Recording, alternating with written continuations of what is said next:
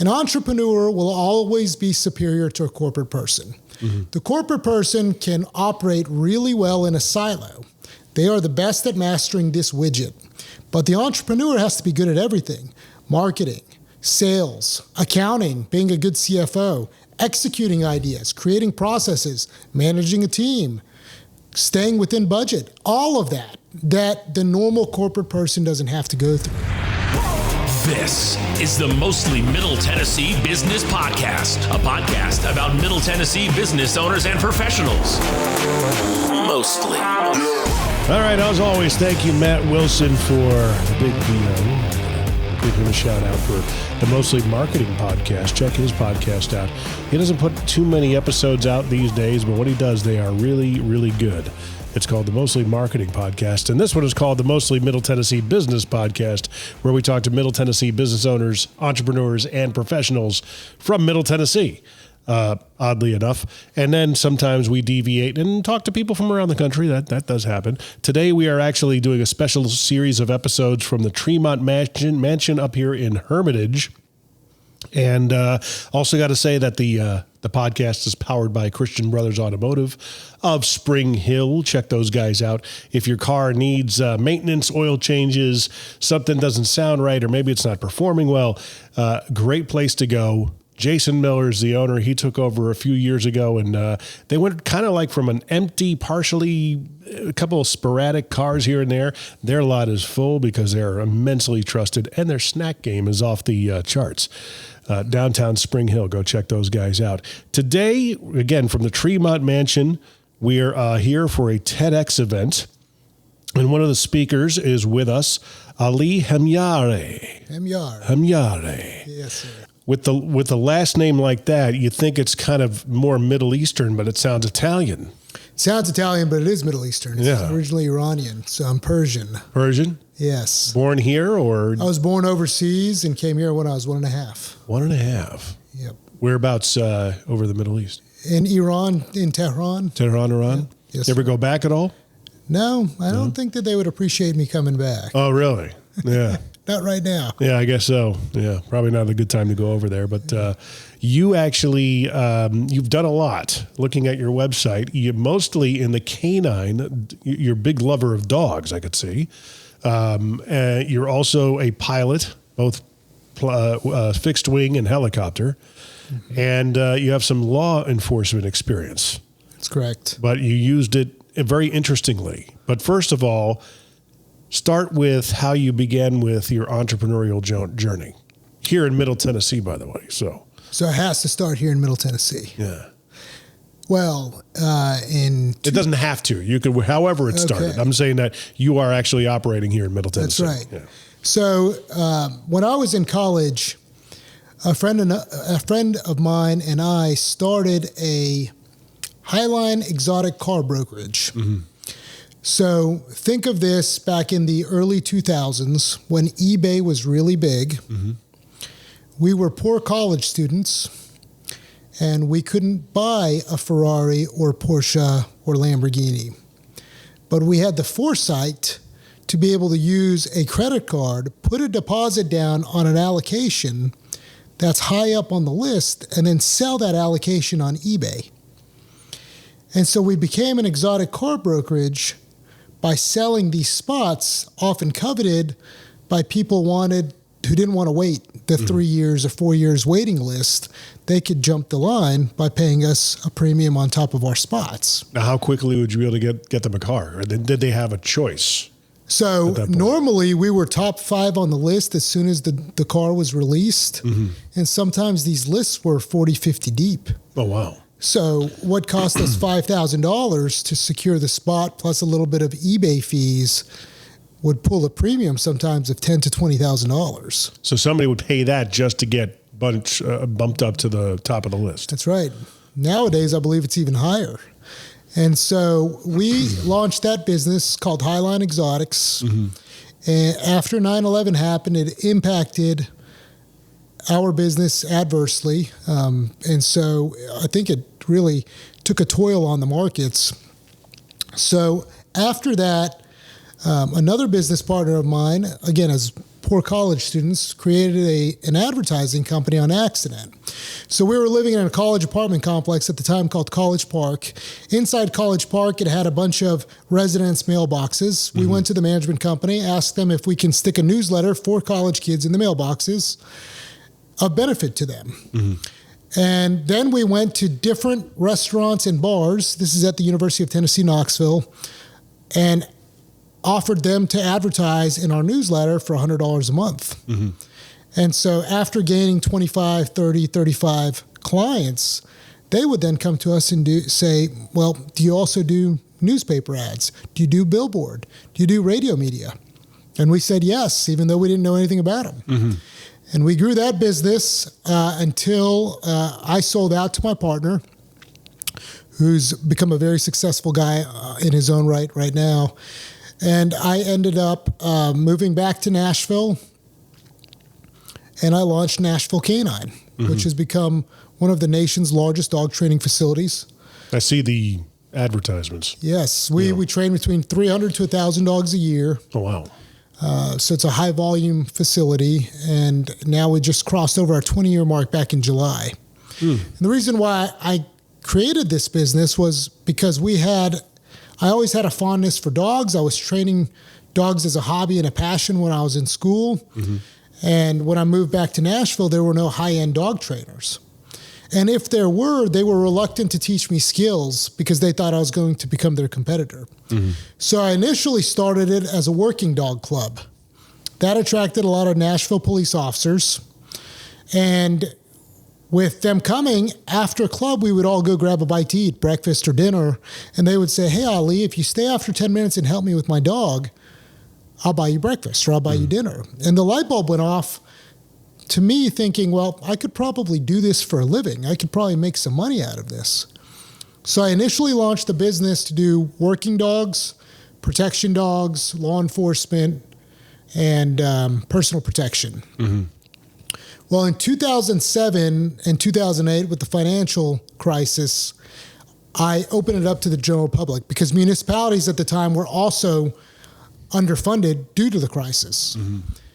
And I decided to target ultra high net worth people and the music industry.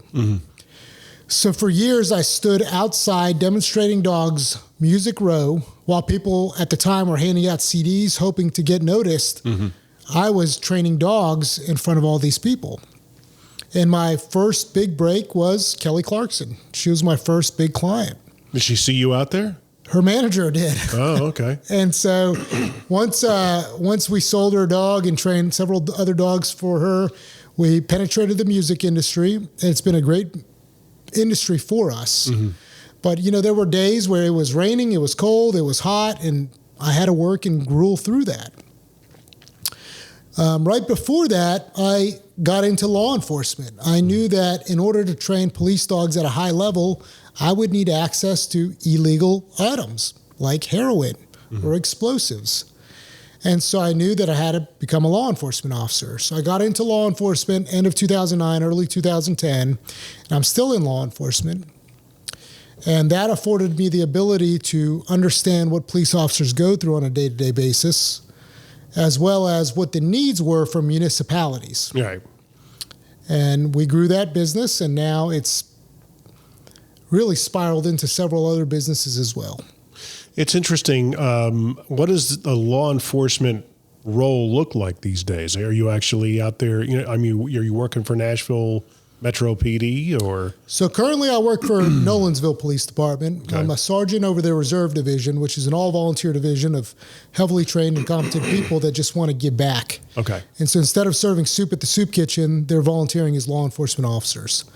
But I have worked at 4 different agencies: Millersville, City of Livingston, and the Williamson County Sheriff's Office, most recently as a captain over their reserve division as well. For some time, I was juggling 2 departments voluntarily. What does it look like nowadays? It's very different from when I got into it. I think that there are a lot more challenges to law enforcement nowadays with the advent of cameras and the Monday morning quarterbacking that goes on with anything that a police officer does. But it's been a great industry, very rewarding, and it's a good way of giving back.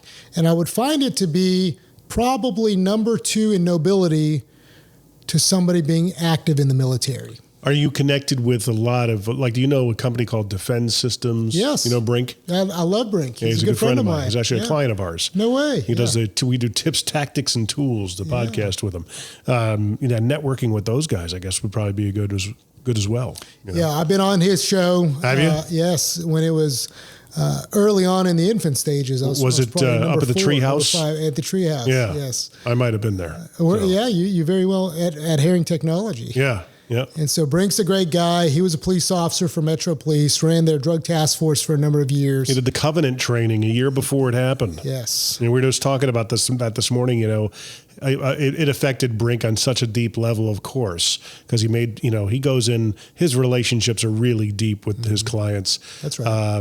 And after the tragedy that happened at the Covenant School, the shooting that happened there, I found out about it when I was in a networking group. And we were in the middle of a meeting, and I found out that he did the training, and I'm like, oh my gosh! I texted him. I said, I'm so sorry to hear about that. He's like, yeah, I'm really trying to process this, and it's really kind of hit me and affecting me in a deep level. And I'm like, I don't know what to say to that, And then I was like, what would you say? And then it dawned on me, Brink, if they hadn't had your training, it would have been a lot worse. That's right. Well, we had Brink come and teach our facility as well, but many years ago, back in, I want to say 2018 or 2019. Yeah. And he is just so good at what he does, and that is one of the leading places that puts on active shooter training. Yeah. If not at the top. He's definitely the number 1 in his category in his league for sure. Yes. Hi, I'm Jason Miller. I'm the owner of Christian Brothers Automotive here in Spring Hill, Tennessee. We fix cars here, both European and domestic, from simple oil changes to complete engine rebuilds and replacements. Most important thing, though, is while you're waiting, we've got the best snack game in town, and we invite you to make yourself at home and get to know us, and we treat you like family. We're located right across the street from Walmart on Highway 31 right here in Spring Hill. Let us know that you heard about us on this ad, and we'll give you 10% off your next oil change. So stop on in and see us in downtown Spring Hill. Do we even have a downtown in Spring Hill? So you get into and you develop all these, businesses and everything. Tell me about some of the challenges that you had getting into it. Because you're doing. You're in a lot of different areas. Paw Identity, Pet Portal. You're in properties. Unfair Advantage. What's that? That Unfair Advantage is basically a handgun training company. Okay. We do some rifle work too, but it's for people that want the next level of firearms. Right. And so in my law enforcement career, I became a SWAT operator, a sniper, a firearms instructor, range officer, and being able to apply a lot of that to people that are seeking something higher than just standing in front of a range, poking holes in paper. Right. And so we brought up Unfair Advantage. So the business organically grew. In that way, I became a pilot, began to learn how to fly airplanes. One thing I noticed about becoming a pilot was people at the airport had more disposable income. And so I got to build relationships with those people, which then turned into revenue later. Becoming a helicopter pilot was one of those things where I just wanted to check it off my list, but that narrowed the pool down of people that fly helicopters as well. Later, I got involved in the aviation industry with Secure Air Charter, and we acquired our first airplane in 2018, and we needed it to bring working dogs back and forth from Europe, and that's how I got into the aviation industry. Some of the other businesses were organic out of need. We created an online dog training website called Nashville K-9 University, and then we followed it with another one called Coach Fido. And we ultimately wanted to create value for our clients to have a curated video source of high-level training with hundreds of videos on a website that they could access at any given time, but it really took off during COVID. Yeah, which that was makes sense. Yeah, which was surprising to us too, because we didn't anticipate COVID. We had shut all this stuff well before COVID. Mm-hmm. And then we were having a big problem with kennel management software and point of sale systems. It seemed like every software that we would use was created by geeks outside of the industry. Yeah. And some would be okay and some would be good in some ways and terrible in others. And I got so frustrated, I said, well, let's create our own. And so we launched Podentity, which covers anything that a pet resort or veterinary office may need. It's crazy. It's like the congruency. I see all the line that runs through all That's the things, right. and the story is very interesting. It's godly. It is what it is. It is, and it's also just identifying a need in the market.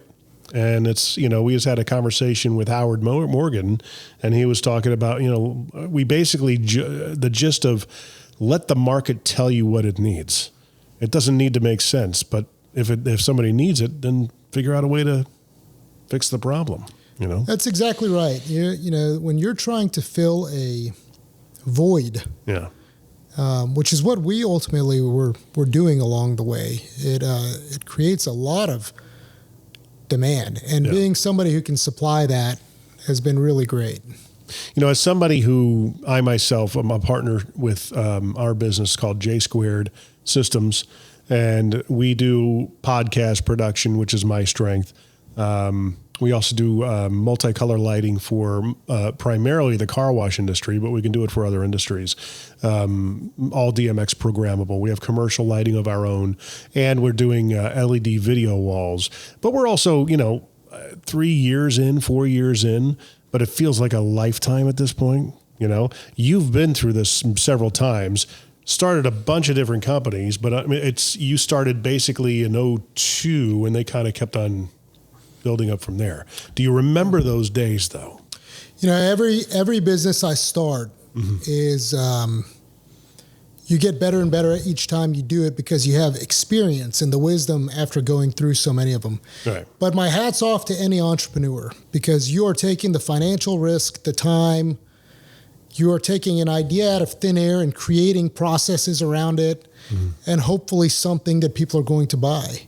And that is hard to measure, and only an entrepreneur would know what that fight is like. That every day is up and down and falling in holes and crawling back out and trying something different at a cost to your health sometimes, at a cost to family sometimes, at a cost to your marriage, at a cost to everything else, and trying to keep all of those in check along the way. So I think that the entrepreneur is always going to be superior. And I've said this on other podcasts, including Jason Duncan's podcast. Jason's a good guy. I like him. Yeah. I told the world, an entrepreneur will always be superior to a corporate person. The corporate person can operate really well in a silo. They are the best at mastering this widget. But the entrepreneur has to be good at everything: marketing, sales, accounting, being a good CFO, executing ideas, creating processes, managing a team, staying within budget, all of that the normal corporate person doesn't have to go through. And so I just am really a big advocate for entrepreneurs, because what they go through is so much different. And I'm not saying the corporate person is not great, because there are a lot of great corporate people. But these people have taken a financial risk and other risks to make a dream happen. Yeah. And that's tough, just like you. And something you find your grit in that sense, and it's a process to learn. They don't teach it in schools, as we know. Well, That's right. They're kind of getting there. The Entrepreneurial Innovation Center, EIC, is a Williamson County initiative for the high school, which it's very, admirable from afar. I'm not really integrated into it, but I should really look into it more, and even have them on the podcast. But at least they're starting to get kids to start thinking in that direction, because you're kind of like, you're an immigrant, but you were raised here. That's right. Your parents were not. Were they immigrants? They were. Okay, so they have that mindset. Were they similar to you? As far as like seeing the opportunity that America gave? I think so. I think that this is the greatest country in the world because of all the opportunities. Yeah. But it's up to us to steward those opportunities and seize them. Yeah. And a lot of people would rather spend the majority of their lives working for someone because they're scared to take that risk or they have fear of failure versus taking that leap of faith and trying to grind through it, developing that great It's not for everybody. Yeah. It's not. Like entrepreneurial. It's like to be a good entrepreneur is akin to becoming a rock star. It's very difficult. I think so too. Yeah. I think that there are some basics you follow with every entrepreneur. And we've gotten to a point in our society where it's almost like mediocrity has become the norm. And so somebody who does something a little bit above mediocre is a star. And that's not true. We need to go back to the Dale Carnegie era and think about what it really took, the hustle and grind that it took to get to the top and to deliver unreasonable hospitality or unreasonable expectations. That's what makes you great. And are you willing to put in that effort to be really great? You know, today we sit here and we listen to so many speakers with such diverse backgrounds. And the hat's off to these speakers as well, because, you know, for months they have been preparing speeches to deliver in front of a crowd they don't know, that's on the internet forever. It takes a lot of grit to do that too. And so I just think if you are really wanting to be an entrepreneur and you really want to be successful, you're going to have to live in the lane of being uncomfortable. Oh, yeah. And the more uncomfortable you are, or the more comfortable you are with being uncomfortable, the more successful you're going to be. Does your garage door sound like this? If it does, it's screaming for help. Call Incredible Doors, 931-348-DOOR. We're making garage doors in Murray and Williamson counties work better and sound better. We just make them incredible again. Go to IncredibleDoors.com or call 931-348-DOOR. Follow us on Facebook for specials on maintenance visits, keypads, and other items. 931-348-DOOR. IncredibleDoors.com. Well, I think a lot of people that are in a job don't perceive comfort, even though they're at the most risk. That's right. One shortfall, they're massive. You're out. Massively uncomfortable. That's right. So that's not really revealed as well, you know? Yeah, I don't disagree. What do you think of, like, you know, I talk a lot about the pervasive entrepreneurial notion and community. I call it kind of a bubble that's happened on social media, especially with, 20-year-olds Sure. that get a lot of really early success, and kudos to them, but no life experience. They haven't been around the block enough times to start doling out wisdom and advice. I mean, it's not really wisdom at that point. It's not proven. What are your thoughts on that? Do you have any? I think that there are some successful and anomalous independent social media experts. But I really do consider those as anomalies. If you were to give the credit to the social media experts, you also got to dig into how did they become an expert? I don't think that for a lot of them it was just luck. I think that they worked 12 to 14 hours a day filming videos, editing them, creating production, and maybe after 6 or 7 years, one went viral. Yeah. But in today's day, everything has to be instant, right? We go to the grocery store and some fairy comes and deposits groceries in our cars. Or better yet, they deliver it to our house, right? With Instacart or what have you. And so the thought is that even social media people can just go viral by doing this or doing that. And I don't think that's the case. I think a lot of these social media people have big productions. They are taking their time in creativity and thinking it out. And I don't think everybody can just make it that big and monetize the internet like they think they can. Yeah. And those that do it successfully, again, they've understood entrepreneurship and, okay, I think this is what my consumer's going to want, so I need to supply this demand. And how do I deliver this in an impactful message that may go viral? I think they've really done it. For the ones that, for your question, the wisdom and around the block, it's until you live it for a while, you may not gather that wisdom. But you got to pay your dues. I just have a theory that eventually the bubble's going to burst, that There's so many people that I call it planets versus moons. Gary Vee, for example, I think is a planet. He just put out his value and what he thought to be sound business practices with marketing or culture creation.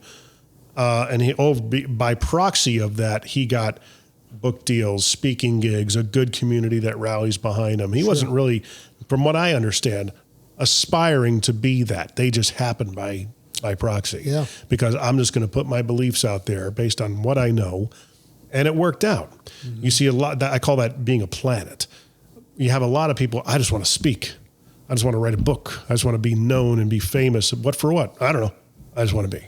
Well, don't you find that to be consistent and typical in today's world too? Oh, you find it a lot, but I'm just wondering how, I always, my cynicality of me comes out and say, who do you think you're fooling?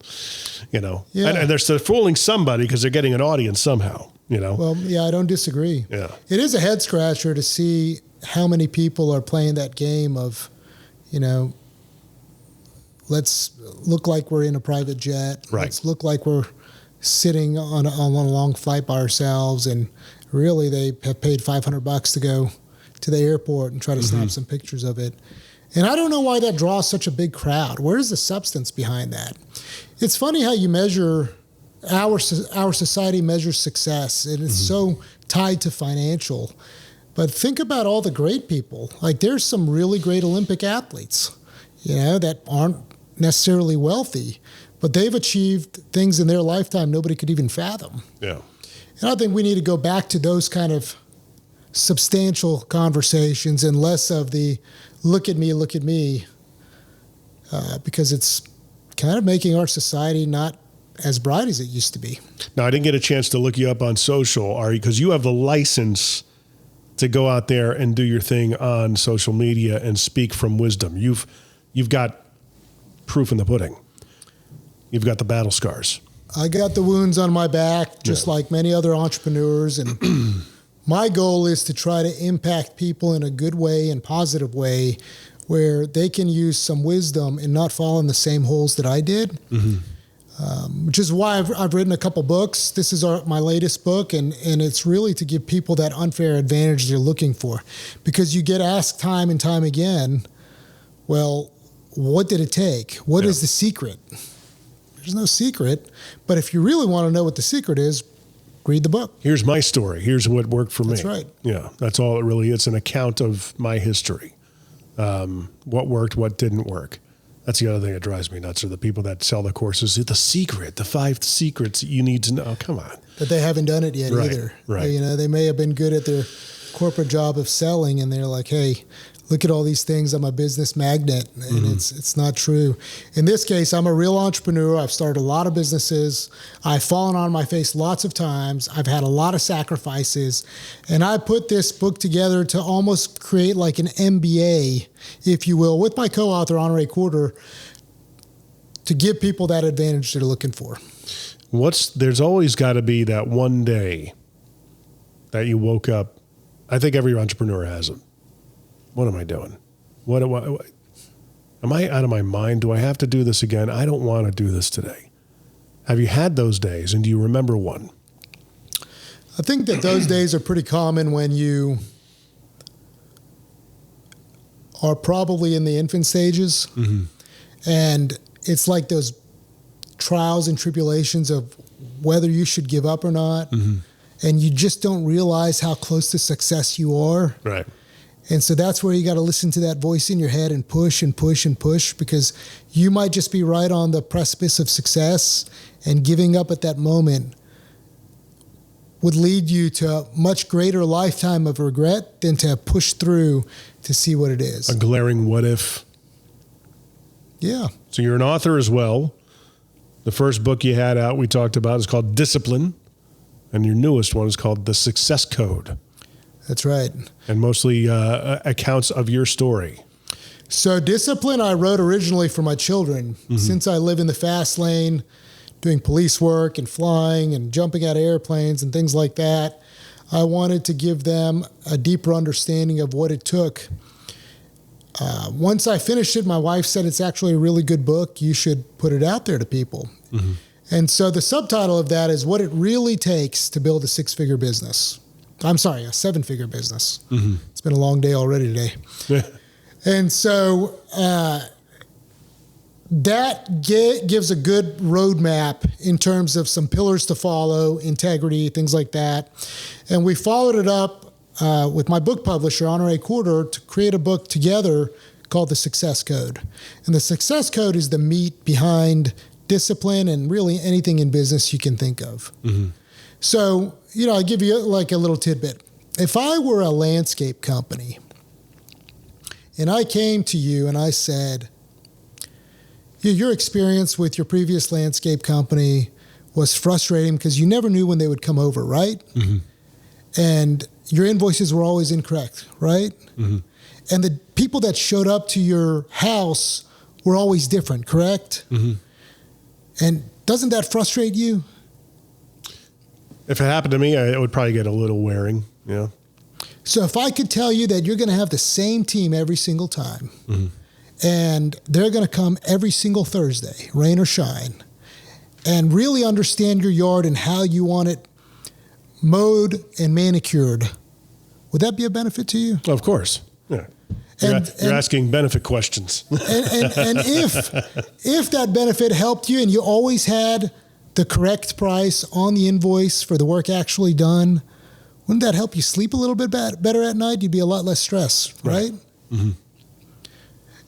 So if I were to offer you this, and so then we go into the close, mm-hmm. it's things like that people don't even think about. Mm-hmm. And I'm just using a landscape company as an example. I don't even own a landscape company. You probably have experience with them and have seen those types of behaviors. That, pool companies, mm-hmm. roofing companies, anything you can think of, plumbing. And the companies that are running these things don't think much of it, but actually it may not be noticed if you have different people showing up, or maybe there's a little inconsistencies, but if you actually did make that a differentiator, it would be noticed. I know when they're showing up every week, what day they're going to be here. Everything's copacetic on the invoice. I see this, hey, Gary, how you doing? Same guy every week. That's right. It gets to know your company. And then think about the culture that you can create internally, too, of your team also representing your company out there with the same values. I think that's the biggest mystery for most business owners and entrepreneurs is how to create a culture. Toughest thing. A buddy of mine was, he's an author, Matt Tenney, and he's written several successful books. And yesterday he and I were talking, and he drives a Ford Lightning truck. Went to his local Ford dealership. Needs to have something in his electric truck tuned up, and can't get one service advisor to even look up at him. Right. A couple of them make eye contact, go back to doing their work. And he made it so funny yesterday. He said, it's almost like I drove a Toyota into the Ford dealership or something that nobody wanted to talk to me. I can assure you that the owner of that Ford dealership, that franchise, if he knew that, he would be mortified that none of the service advisors care enough to come and greet him while he stands there with his hands in his pockets looking for somebody to help him and cure an issue that he has with his car. He'd be mortified, but he probably also doesn't realize that's his job. That's right. CEO is culture enforcement officer most times. Yeah. I've not heard that before. That's a good one. That's Joe Agresti's line. He owns the Ferrari dealership. The Ferrari in the Music City. Yeah, they're partners of ours in one of our businesses. Yeah. Yep. He also owns dealerships in Baton Rouge, the Woodlands, South Florida. That's right. I did a lot of video work for them over the years, and I can text him, and sometimes he'll get back to me. But he is extremely culture focused. And in that business, it matters. Well, Joe has done such a good job of growing something spectacular. Yeah. And the culture and leadership that they focus on is second to none. And that's why Mercedes-Benz of Music City is the premier Mercedes store here in Middle Tennessee. And Prancing Horse of Nashville, the same. I mean, it's hard to be in the car automotive industry and not see the differences that these guys give you from the moment you step into their stores to the moment you depart. And that experience is just unmatched. In fact, Mercedes has a slogan around that, the best or nothing. Yeah. And so how many other stores do you drive up to where, somebody's got their shirt tucked into some jeans and a hat on poofy hair and just looks sloppy, but working for one of those brands. Mm-hmm. You think to yourself instantly, I don't want that person taking care of my car. And they just operate so much tighter over there. Slacks, uniforms, shirts are tucked in. Everything is important. Every detail is important for Joe and his staff. And that's why they surpass everybody in sales. But they have the right attitude when it comes to, because I was in the car business for a number of years. I worked for the other dealership at Cool Springs. Okay. And it was fun for a while until it wasn't, where they took their focus off the ball of the guys on the front lines, the people on the front lines that are interacting with your customers. We need to be acknowledged, felt right, you know what I mean, and compensated correctly. And that was a huge issue. And it's like here, going from radio into the car business as I did, I learned a lot of the ways of how not to do things when eventually I became my own business person and stuff. Yeah. And we have a company, and I reflect on that all the time, looking at the way certain managers conducted themselves versus really good managers. That was especially in the car business, but it's the people on the front lines that get typically lost in the fray. And it's like, these are the people that have direct interfacing with your customers. You need to take care of them. Head scratching moments, right? Yeah. And it's not rocket surgery. It's not. Answer the phone. Yeah. Call your people back. Have a smile in your voice. Follow up. Yeah. It really isn't rocket science, but it's... They believe in empowerment over there. You've seen their quiver of arrows, the things they wear around their necks. One of them is, you are empowered. They've literally did the research that how much money do you have to spend if you have a customer that's somewhat of a heat case and they come across, the porter. He's got the ability to make something right up to a certain dollar amount. Well, and those porters, the ones that work for Mercedes Music City and Prancing Horse of Nashville, are incredible. Yeah. Those aren't the normal porters that you would find. Right. Those are people that genuinely care. And their attention to detail, even washing your car on a courtesy wash, is immense. Yeah. One of the main reasons I love Agresty's dealerships, especially those two, is their philanthropic side. So I don't know how much you know about their philanthropic side, but I'll give you a couple examples. So every year at the Ferrari dealership, we throw a big event for Make-A-Wish. You just did. We just did, yes. Yeah. And every year we bring in well over $100,000 to granting children with life-threatening wishes, illnesses. And they are the host, and it's an incredible venue, and it's something so unique. But every single year they participated, we've just passed our 3-year mark. And then Mercedes of Music City does a lot of philanthropy too. For example, Nolensville Police needed a bicycle unit, and they needed funding. And so Mercedes-Benz of Music City made that funding happen and granted them that wish, not just for bicycles, but helmets, the full kit that they needed to create a bicycle unit. Yeah. And so when you are a successful business or business owner, I think it's your obligation to give back to your community. And they do such a good job of stewarding that obligation because they genuinely care. And those are just two light instances of things that are at the top of my head. I'm sure they flurry those throughout the year with lots of other give backs. So when I think about doing business with somebody, I take everything in totality into consideration. How involved with the community are you? How was my experience there? Did I feel pressured? Do these people care? What is the follow-up like? I think about all of that. And these guys are hitting the mark every single time. And there's so much to learn from that style in any industry. Yeah. Restaurants, especially restaurants nowadays, they could really learn a lot from that. But we've put a lot of that into our book too, Selfish Plug. I think about those things a lot of what it really took to become successful. And everybody can go to your website. I got it right here. Ali Hemyari. Yeah. Go to HemyariCompanies.com. You can go to NashvilleK9.com, and it'll spin off into all the other businesses too. I'm looking right at them here, yep. So everyone can find and follow you there. Social medias are listed as well. At Nashville K-9 for social media. That's basically the that's the one. You need a personal one. That's right. Because you that's the thing is that if you don't have that, man, you you're definitely one of the people who you have the license to do it. So Well, I appreciate that. It really means a lot. absolutely. Yeah. Well, with that being said, all the details will be in the description as normal. You can go find and follow Ali there. And of course, if this was of value to you, please hit us up at mmtbp.com, which is our website, mostly Middle Tennessee Business Podcast, MMTBP. Really long name, but we truncated it down to mmtbp.com. How many times can I say that before it's in your head? Check it out there. All the latest episode, ability to review us, send it out, share it. And of course, there's a link there if you want to be on the show. Fill it out, let us know, and we'll be in touch.